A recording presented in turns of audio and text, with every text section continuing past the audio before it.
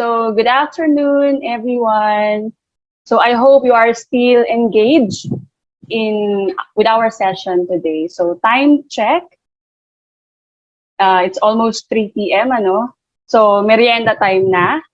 So I hope meron kayo diyang naka-ready na kape at pandesal sa tabi nyo. Kape talaga, no? Napakainit ng panahon. Well, ramdam na natin ang summer. Kita naman sa background ko kung gaano ko kagusto ng makaranas ng dagat. Well, okay. Anyway, this is somewhat a continuation of Sir RG's presentation. My topic is entitled Increasing Student Engagement in Online Distance Learning Using Classpoint. So let us explore more about Classpoint, okay? So that as early as tomorrow, you will be able to use this wonderful app in your respective online class.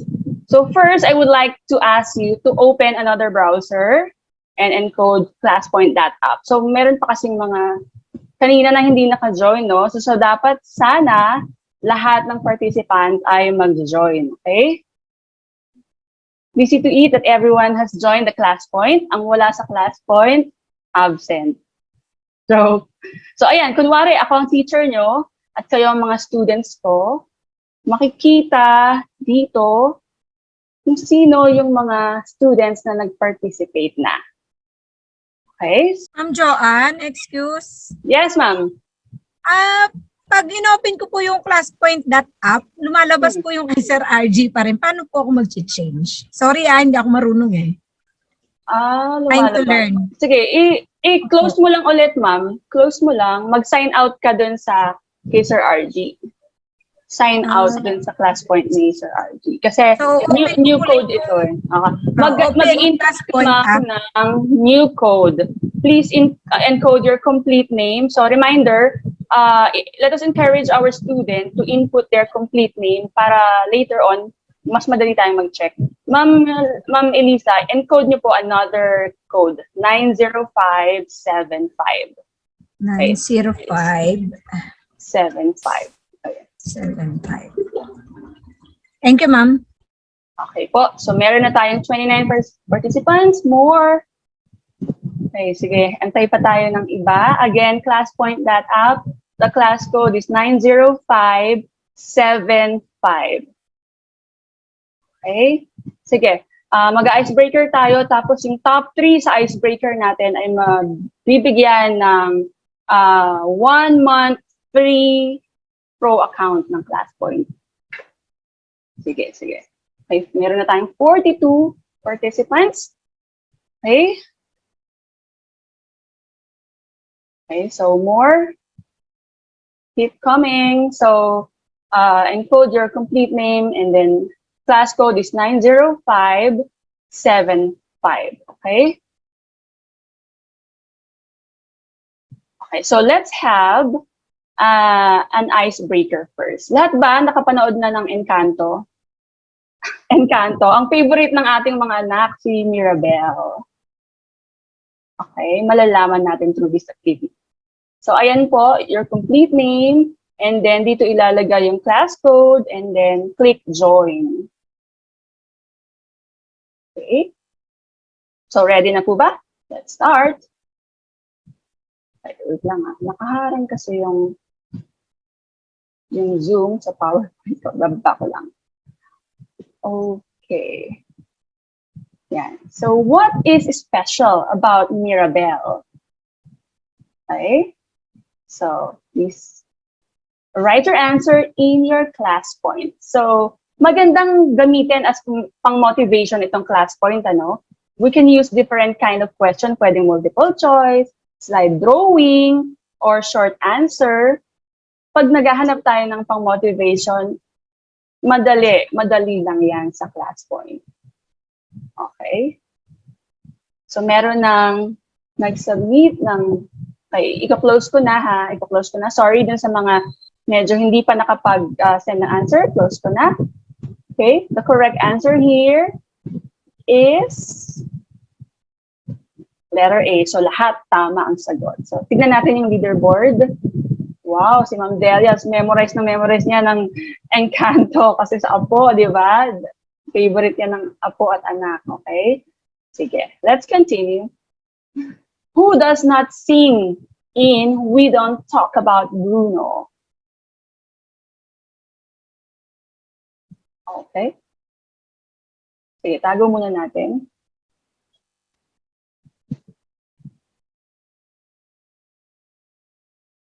Ayan. Ang hirap pag hindi mahilig manood.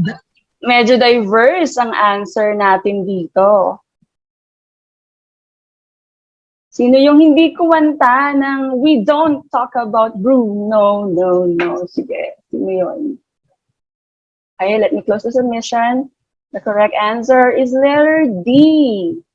D pala. Okay, let's see the leaderboard. Ayan, si Ma'am Omar naman ang namumuna.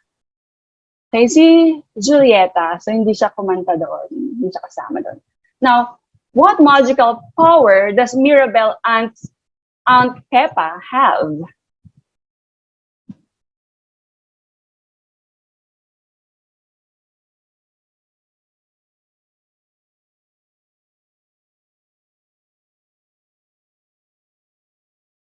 Okay, let's close the submission.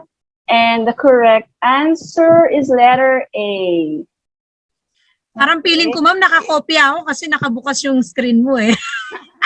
Okay.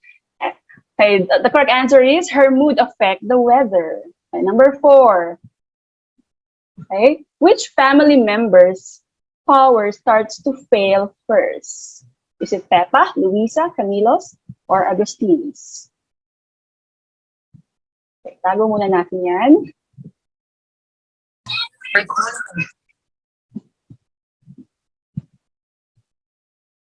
Anyway, sa Classpoint, pwede nyo iset ang time. Halimbawa, gusto nyo 30 seconds, 1 minute. In my case, hindi ko sinet ang time. So, depende sa akin kung kailan ko gustong i-stop, i-close yung submission. Hindi na ako nagsasagot. Hindi ko naman napanood eh. Sige, i-close na natin. Panoorin na. The correct answer is letter B. Ayan. So, kitang-kita natin kung sino yung mga nanood. Letter B, di ba, yung unang nawala ng power ay si Luisa. Okay. Last number, who said it? The magic is strong, and so are the drinks.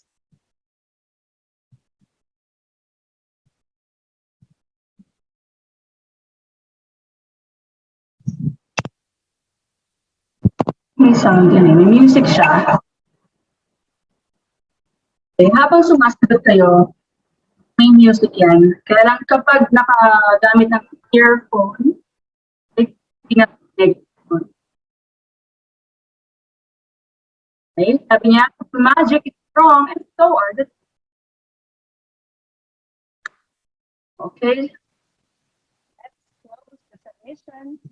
Okay, so the correct answer is letter C. Sino yung mga nakakorek? Ayan, sila yon. So the leaderboard, Ma'am Mika, sige, lista ko lang si Ma'am Mika, si Ma'am Omar, at si Ma'am Jasmine. Okay. Okay, pag available na yung code ko, bibigyan ko kayo, ma'am, ng 1 month free pro account para ma-enjoy nyo yung lahat ng features ng Classpoint. So, ayan. Okay? So, you see, we may use this motivation to our students. Related naman siya sa klase natin, no? Lalong-lalo na ang mga student natin, mahilig dyan, syempre, sigurado na panood nila yan. Okay? So how do you motivate your student, my dear teachers? Okay, behavior varies from student to student, no?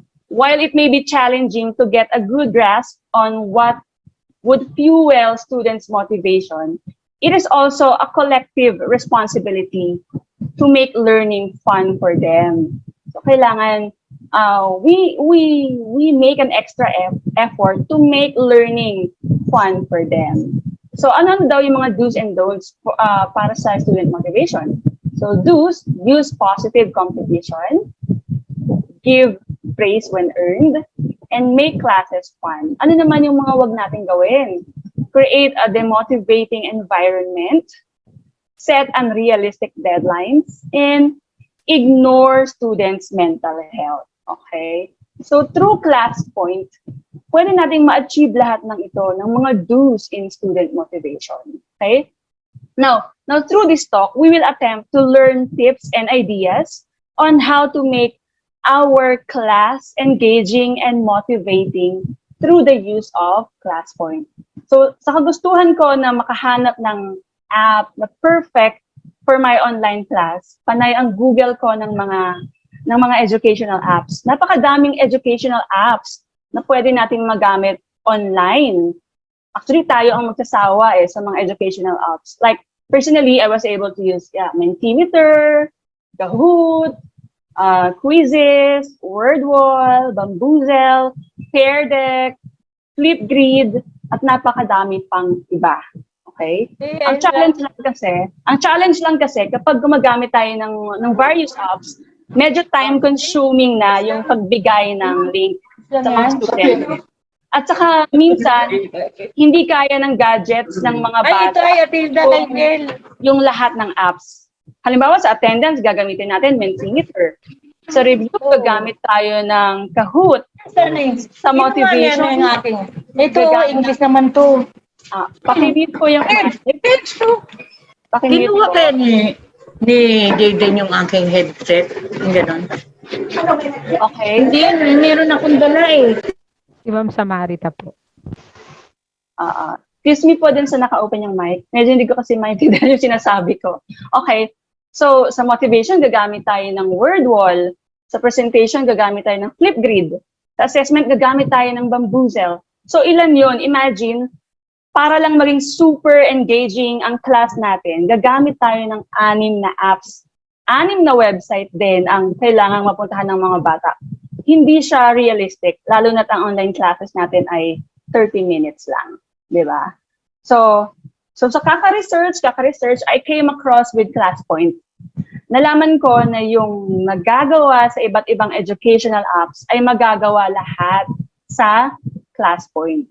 Imagine, hindi na natin kailangang mag-open ng iba't ibang apps. Kasi through PowerPoint, magiging super interactive ang online class natin. Kanina, ipinakita ni Sir RG how Classpoint works. Now, I would love to show you that we can use Classpoint in every part of our lesson. Hindi lang siya sa motivation magagamit, kundi sa lahat ng parte ng ating lesson. So by incorporating Classpoint to every part of our lesson, we can ensure the increased engagement of our students. Hindi naman kasi sila lahat nagre-recite, di ba? Yung iba sa kanila mahiyain, ayaw magbukas ng camera, ayaw magbukas ng microphone. Now, through Classpoint, they can participate in the class even without turning on their cameras, even without turning on their microphone. Bigay nyo lang sa kanila yung class code, sabihan nyo lang sila na mag-open ng isang browser, then that's it. They are participating na. Okay? Okay, so we can use Classpoint in different parts of our lesson. Actually, pwede natin gamitin ng Classpoint sa objectives, sa attendance, sa review, motivation, lesson proper, generalization, and assessment. So lahat ng parte ng lesson, pwede natin gamitin ang Classpoint, hindi lang sa motivation. Okay, so objective, okay, a teaching objective or a learning objective is what the teacher wants the children to have learned or achieved by the end of the lesson. It is also known as WALT, or we are also learning to. So this is one way of using Classpoint for your objective. Okay, sige nga. Tignan ko nga kung sino sa inyo ang makakahula. Guess the image, right? Siguro yung nasa English subject or journalism mas makaka-relate, mahuhulaan niyo to. Sige nga, using your Classpoint. Naririnig niyo po ba yung music ng Classpoint? Habang gumagalaw ko yan, narinig niyo yung music? Wala po, ma'am. Ay, wala. Okay. So, siguro yun talaga yung problem, no? Hindi ko lang maset kung paano marinig yung music. Kasi pag naka-earphone, hindi naririnig ng mga bata yung music ng Classpoint. Okay. So, guys, isa pang clue. Okay. What do you think is this? So, pwede kayong pag-guess the image, ano? So, ito yung image ko. pinapag-guess. So, tingnan natin. Ano yung sagot niya? Why? Ano tong why na to? Okay. So, sige, medyo nahirapan kayo, no? Kasi journalism to eh. Journalism topic to eh. Okay. Okay. So, Ma'am, at the topic niyo end po of yan this last lesson- time. Yeah, topic ko yan last time. At the end of this lesson, you should be able to use the copy reading symbols correctly. Okay? So, nagamit natin ang Classpoint sa objective. Okay. This time naman, araling panlipunan. Sige, mag-araling panlipunan naman tayo. Okay. Hulaan ang imahe.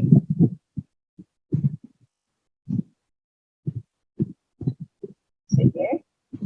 Using your Classpoint, pakihulaan kung ano ang nakikita. Meron na ba? Okay, meron na. May mga sumagot na. Mapa, world map, Asia, map. Okay. Okay, so kung ano yung pinakamalaki rito, ibig sabihin siya yung may pinakamaraming sagot. Like this one, Asia yung pinakamalaki kasi 5 yung sumagot sa Asia. Naging 6 na.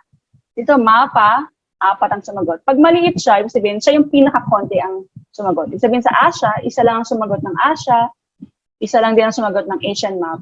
So, mabilis yung malaman kung ilan yung sagot ng majority. Kung malaki siya, yun yung majority, answer ng majority. Okay? Disclose submission ka na. So, okay. Pwede nyo i-save for review. Kung gusto nyo i-review yung mga answer nila later, click this, save for review. Okay, so map of Asia. Tama yung mga nakasagot ng map of Asia. Okay? So, at the end of this lesson, you are expected to nakikilala ang mga bansa sa kontinenteng Asia. So, see, we can use a class point in our objective. Now, attendance check. Okay? So, attendance is a measure of the number of children who attend school and the amount of time they are present. Okay, so this is one part or one way of having an attendance. Okay, so eto, ganyan ako magpa-attendance sa mga student ko, lalo na pag ayaw mag-open ng camera. Ayan, so sige nga, teachers, kunwari, kayo yung mga students, take a photo or selfie showing that you are attending this LEM. Okay? So, pwede nyo gamitin yung ginamit nyo kanina kay Sir RG na picture. Or yung mga sinend ninyo sa inyong photo collage maker. Okay? This will serve as your attendance. Okay? I will open the Classpoint.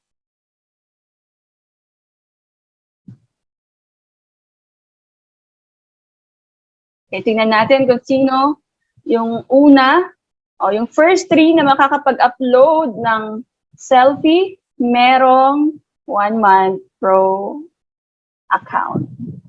Ang una kong nakita ay si Ma'am Rachel, din yun na kailangan yan. Meron na kay Sir RG eh.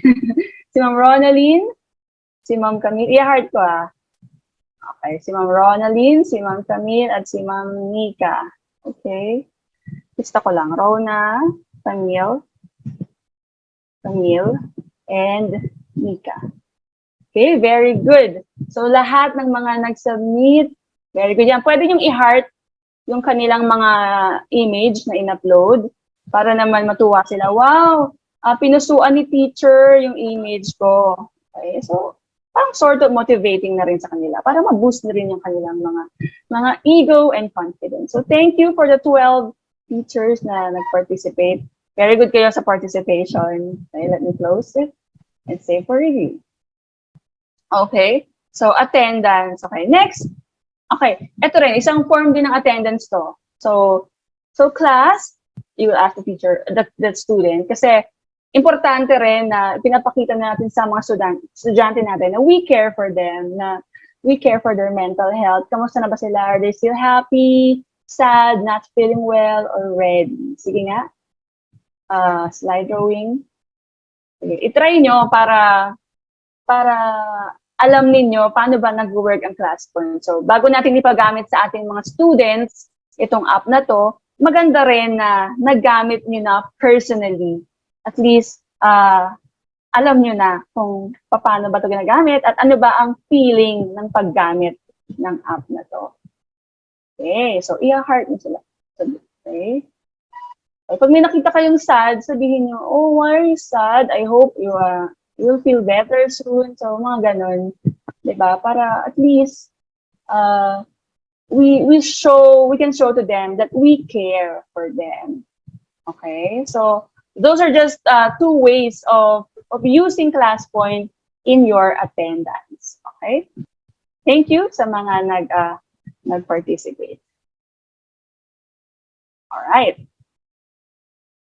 Okay. Now for review. Okay. Yes, we can use Classpoint in our review of the previous lesson. It helps the student participate and become interactive with learning. Okay. So how do I use review? I mean Classpoint in review. Okay. I have here an example, a review from science subject. So, sige nga. Okay, can you answer that? It is the complex process by which carbon dioxide and water are converted into glucose and oxygen by green plants using energy from the sun and chlorophyll.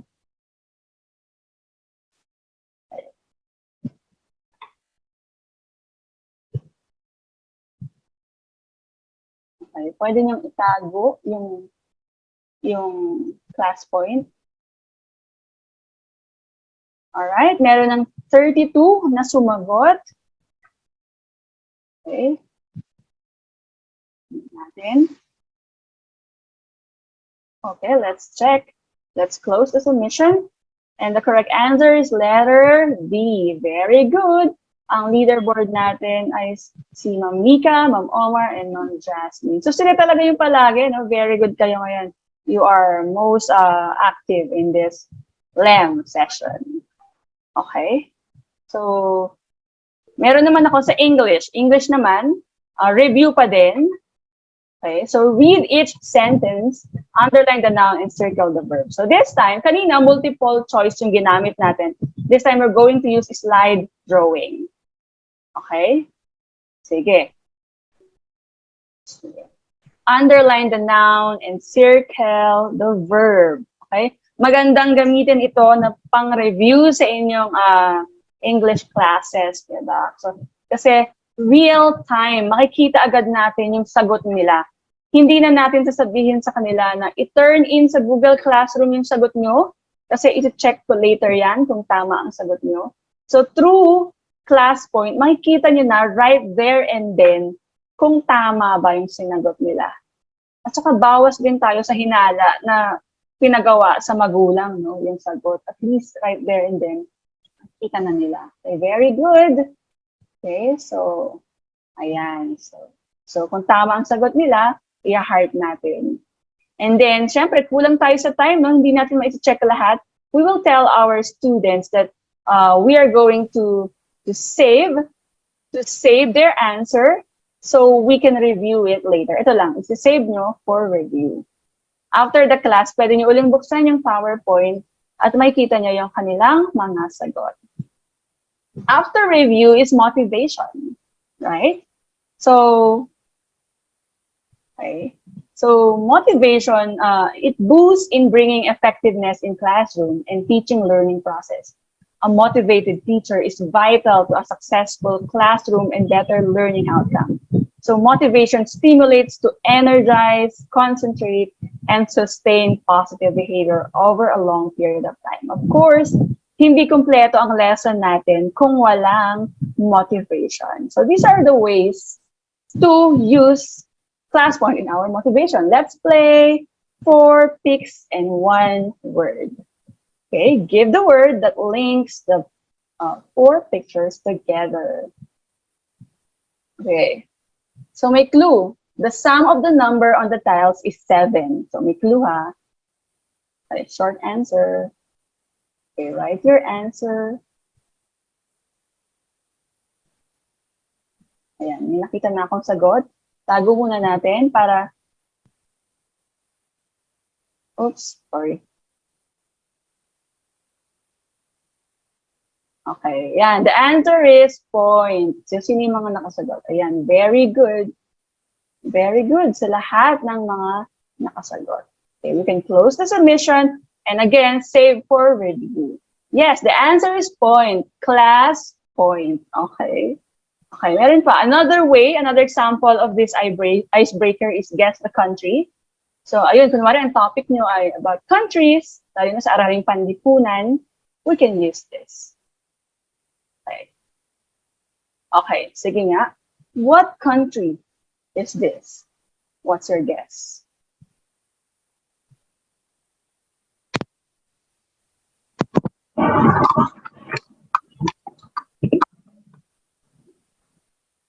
Ayan, very good. Madaming nakasagot. Okay.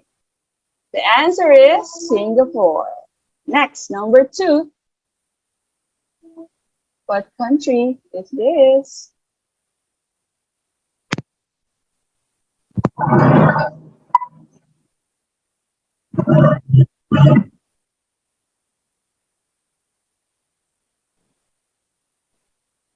Okay, let's see. Alright, very good. Madaming nakasagot. Taiwan. Taiwan. Number 3.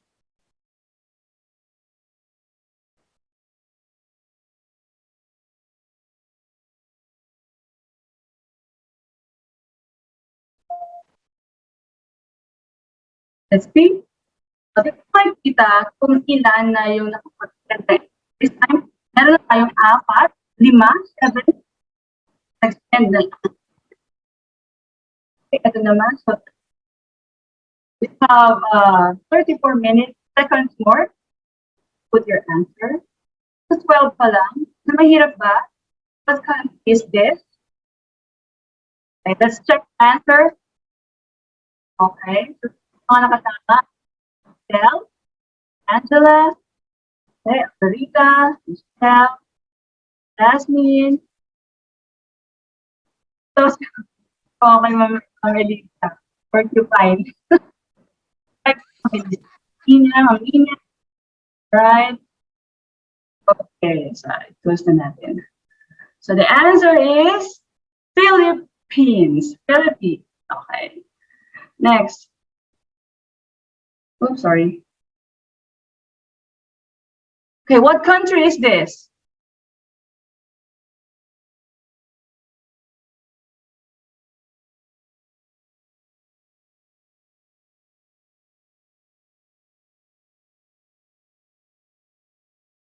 May 13 na nakasagot. Okay, most of you answered China. Okay. Let's close the submission. Save for review. The answer is China. Okay, next. Okay.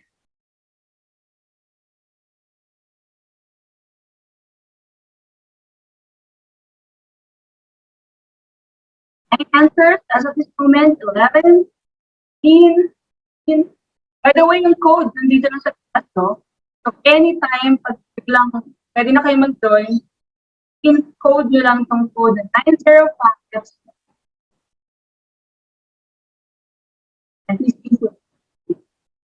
Alright, most of your answer is Thailand. Yes, Thailand is correct. Thailand. Okay. Meron pa ba? Ayan. I think it's the last one.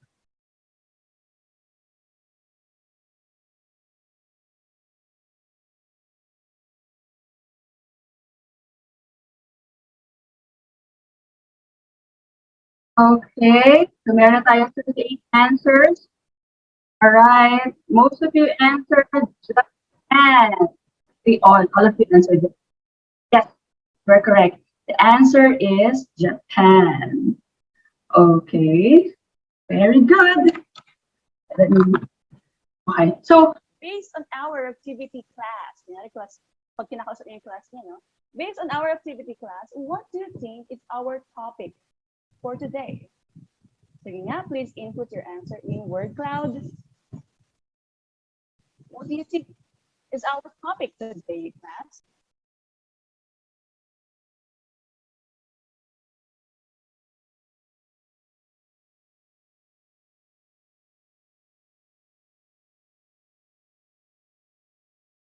Okay, so ito, Asian countries. Ito yung mga sagot. Country. So, ang pinakamalaki ay Asian country. So, ibig sabihin, siya yung pinakamarami ang sumagot. Okay? So, class, you are correct. Our topic for today is Asian countries. So, there. You were able to introduce your topic. Diba? Okay. So, next, sa lesson proper. So, pwede natin gamitin ang Classpoint sa ating lesson proper. Okay? So, for example, ang topic ninyo ay location and directions. Diba? Sa English, I think sa English, merong topic na ganito. English primary. Okay? Pwede rin siguro sa araling panlipunan. So class, will you help the puzzled man on how to go to the police station? So, what directions are you going to give him? So, sabihin niyo sa mga estudyante niyo. Okay, so first, go 2 blocks, turn on the right, go on 1 block, it's on the left. Okay, so after your lesson proper, magpapa-activity tayo sa kanila. So, for us to see if they understood our lesson. Okay, so this time, kayo ang gagawa nito. So, class, how do the man get to the garage? Okay, sige nga. Teachers? Sige, can you to get to the garage? Okay, in here, we use slide drawing. Actually, isa to sa mga pinaka-exciting ito sa mga pinaka-exciting para sa mga students, yung paggamit ng slide drawing. Okay? Okay, so si Ma'am Omar may nasubmit na, si Sir Sandy, si Ma'am Mika, okay, more. Keep your answers coming. Okay, so kung topic nyo ay yan, directions, you can use that for your lesson proper. Okay.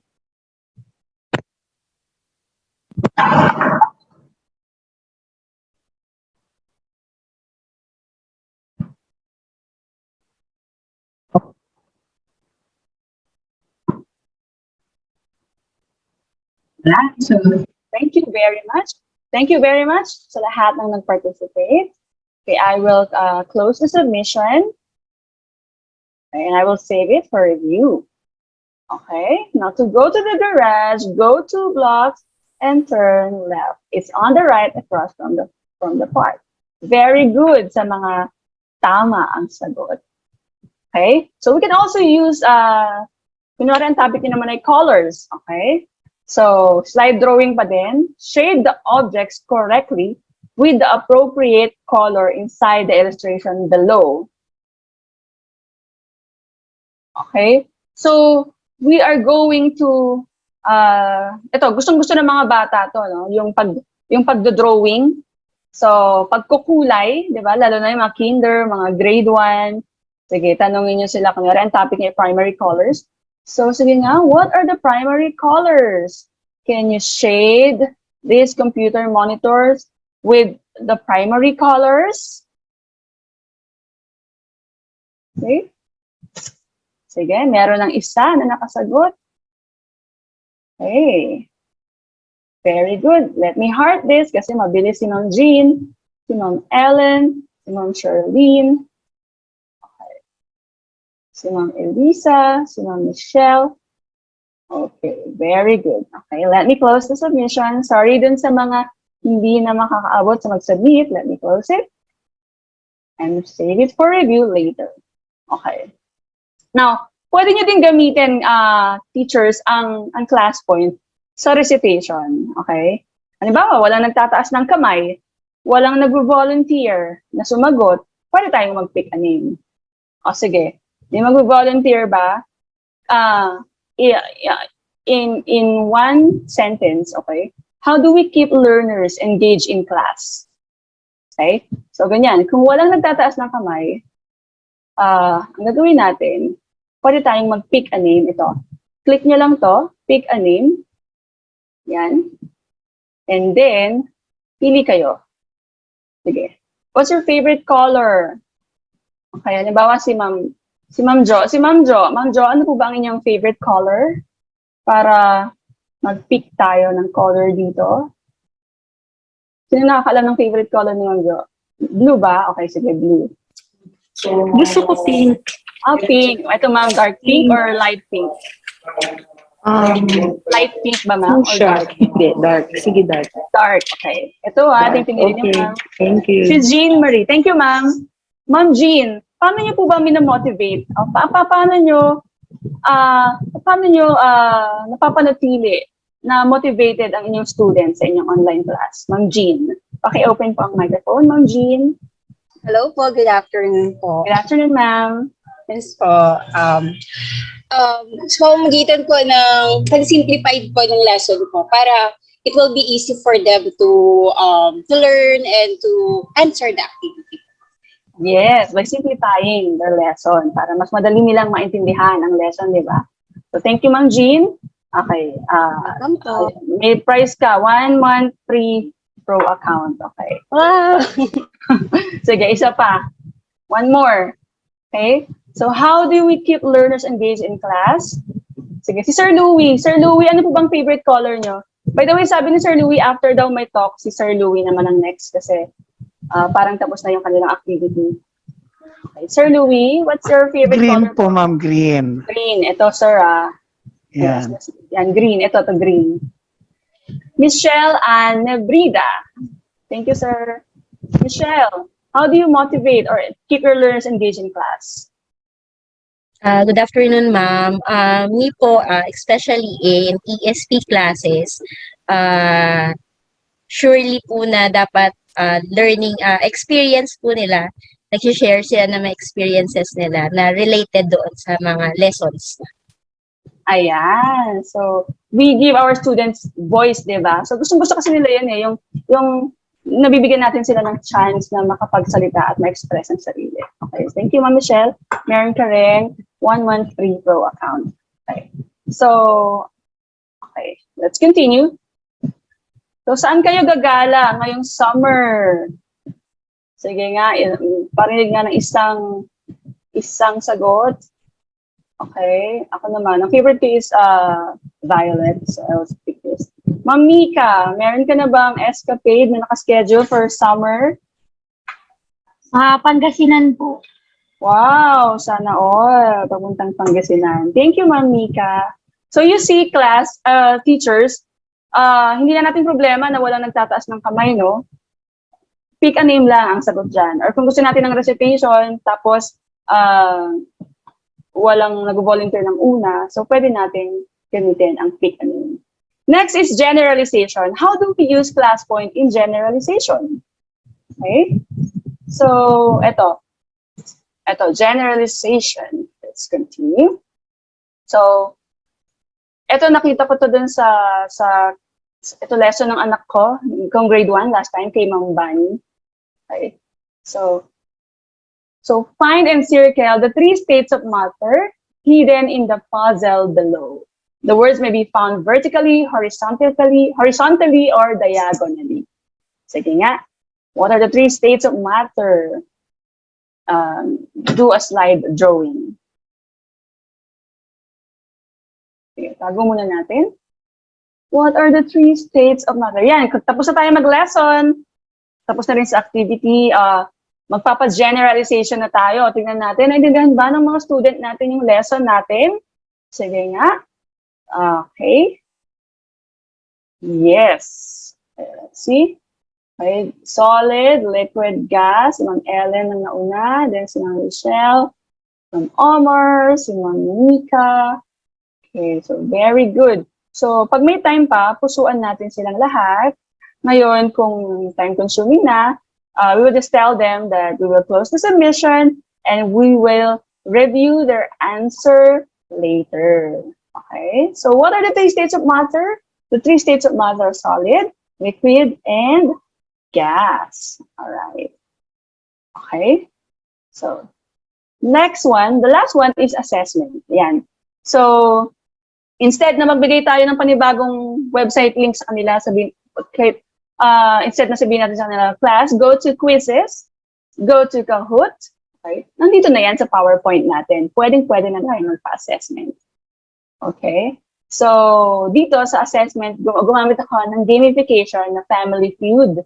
Alright? So, pwede tayong gumamit ng iba't ibang gamification. Pwede kang gumamit ng Who Wants to be a Millionaire, Are you smarter than a grade 5, or etc. Marami tayong pwedeng magamit. Okay? Sige. Okay. So, dito, ayan, sabi niya, oops, oh sorry. Sabi niya, name a kind of cheese. Sige. Gamit ang slide drawing, can you name a kind of cheese? Pwede isa, dalawa, tatlo, o lahat ng alam niyong cheese. So, lahat ng alam niyo na cheese. Okay, so, pwede natin gamitin yan, magpa-game tayo sa mga students. Family Feud, nagamit pa rin ang Classpoint. Okay, ayan. So, mozzarella, cream cheese, cheddar. Okay, feta, cheddar, cottage cheese. Ayan. So, let's check the answer. Cheddar, Swiss, American. So, ayan pala yung mga name of cheese. So, kung ang sinagot mo ay cheddar, so American, 24 points. Pero kung ang sagot mo ay may sinagot ka na cheddar, Swiss, American, so i-add mo lang yan. So, yun yung points na ibibigay natin sa ating mga students. Okay? So, thank you sa mga nag-answer. Okay? And meron din tayo rito fast money. Okay?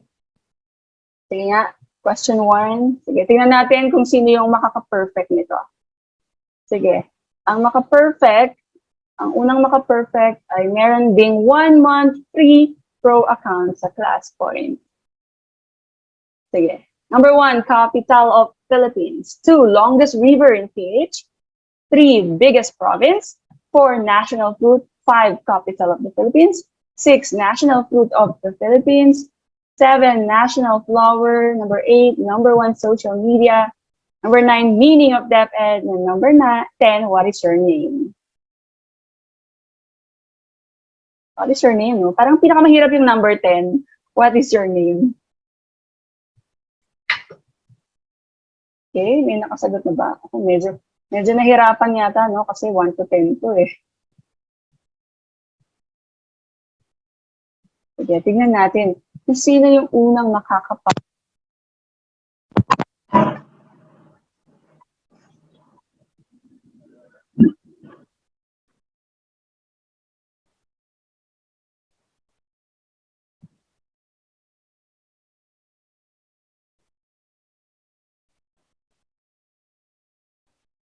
Ayan. Ayan. So, sagot. Very good. Okay, so, capital of the Philippines, Manila. Longest river, Pasig ba? Biggest province, Cebu. Okay.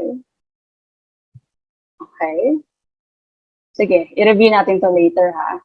Pero, capital of the Philippines, Manila. Longest river. Ano po ba ang longest river in the Philippines? Cagayan River. Number 3, biggest province, Palawan. National fruit, mango. Okay, sige. Okay, i-review ko lahat ang sagot nyo later para malaman natin kung sino yung pinakatama ang sagot. Okay. Okay, so there you have it. You see, we can incorporate Classpoint in all the part of our lesson. So there's no reason for our student to get bored on our online class. Kasi matutulungan na tayo na paggamit ng different applications, especially ang Classpoint. Napakadaling gamitin, napaka-user friendly. Okay? So students learn best when they are engaged in their learning. So thank you very much. I hope may natutunan kayo for this afternoon. Thank you.